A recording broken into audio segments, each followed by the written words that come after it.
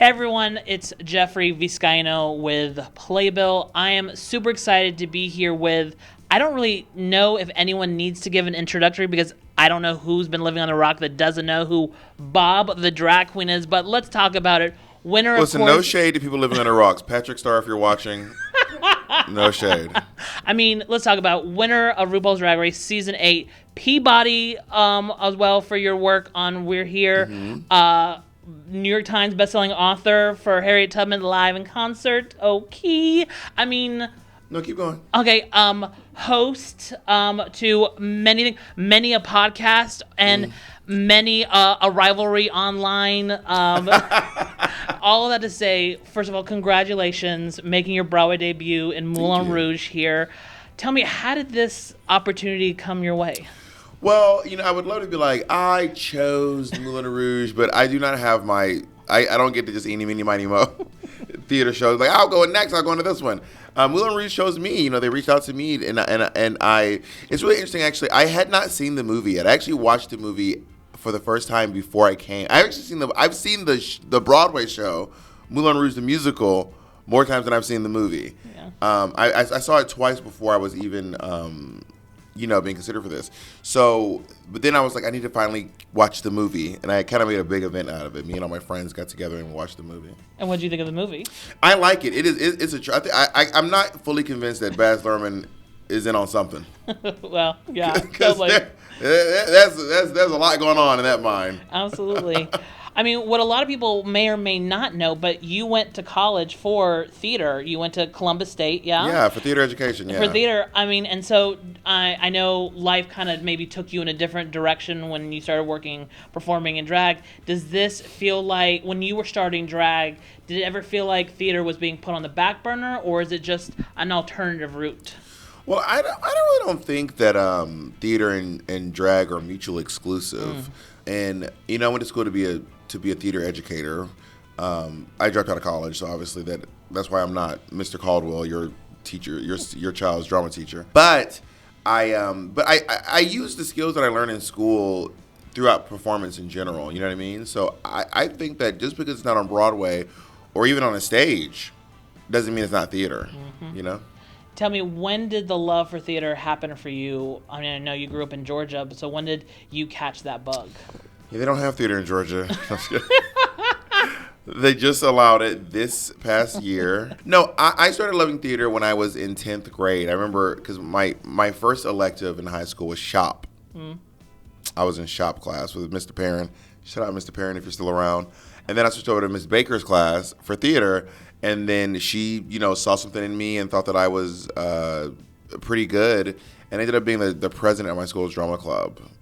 Everyone always asked me if I played basketball because I'm tall. I did not. I was the president of the drama club. Yeah. And I reigned with authority, but kindness. Well, what shows were you doing in high school? I did Everyman. I did Grease. I did The Wiz, Footloose, Les Mis. Wow. I did Fiddle on the Roof. I did Once on This Island. You've done so many world tours all over the country. I have to imagine that rehearsals for a tour like that, because you guys do such huge productions on that, can't be much different than what rehearsals were like for this Broadway production. Well, I guess it all depends. I mean, each tour is so different. Like when I'm doing my comedy tour, it's just me on stage. So there's no one to rehearse with, So I run my material at the clubs.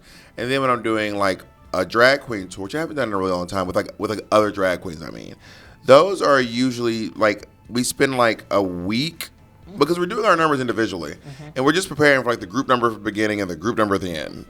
You can do it in the week.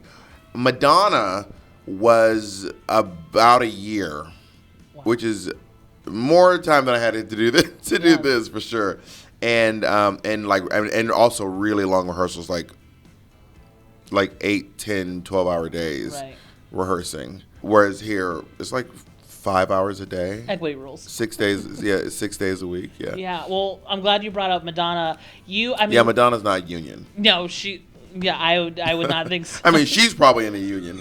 But the tour was like, I'm sure she's in SAG. When I think of Bob the Drag Queen, I mean, I think of even back in the day, you are like the ultimate MC host. Like, Thank you. And so I have to imagine when you were on tour with Madonna, you were the host, you were like the MC for that. Mm-hmm. And now this character seems to fit right in for all of that.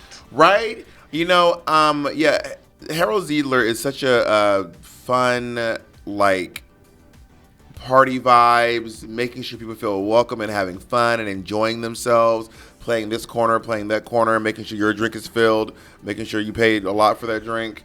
You know what I mean? Keeping the whole place glued together while maintaining strong relationships with everyone who works at his establishment. Yeah. And what I love about this production, this creative team as well, is that they've brought in such iconic performers in these different roles, and everyone has been allowed to kind of create their own version of their characters. So tell me about your version of this character. Well, he looks a lot like Bob the Drag Queen. I'll tell you that. And he sings way better than Wayne Brady and Titus Burgess. Of course. I'm known for my beautiful singing voice. Titus, look out. And I think that I get a chance to channel. It's actually, I want to be clear, like, I'm not just playing myself on stage, you know what I mean? So I get a chance to go back to my acting skills, which, I haven't done a ton of plays since I graduated high school and left college. The last, like, big run of a play I did was Angels in America. Yes, at Berkeley. Like 8 years ago. Mm-hmm. And that was after, like, 10 years of not doing anything before that. So every 8 years, so in 8 or 10 years, I'm due for another show. And what was that, stepping into the rehearsals, or like relearning those muscles again of acting and getting into ready for performance mode? What was that like? Well, I have done acting. I've done, like, some TV shows and some movies in between those times. So because I am constantly performing, it's really not that different. I'm not, like, dusting off the old cobwebs.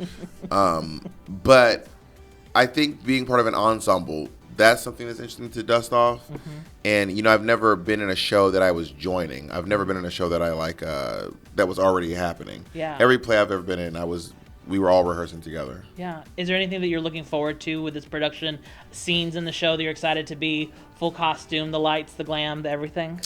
Well, I'm really looking forward to the opening. That first opening number is just so fun, and it's just so exciting. And, I get to be this big centerpiece. I love attention. Oh, really? This may shock you. Wow. I really like attention. Okay. Well, Bob, I just want to close out by saying it's very exciting to see that everyone has different paths when it comes to coming to Broadway, and I am very excited to see your run in this amazing show and what you're going to bring to Broadway and to Moulin Rouge. When are you coming? Are you going to come opening night? Sure, why not? Sure is crazy. Yeah, exactly. Thank you so much, Bob. Appreciate you. My pleasure.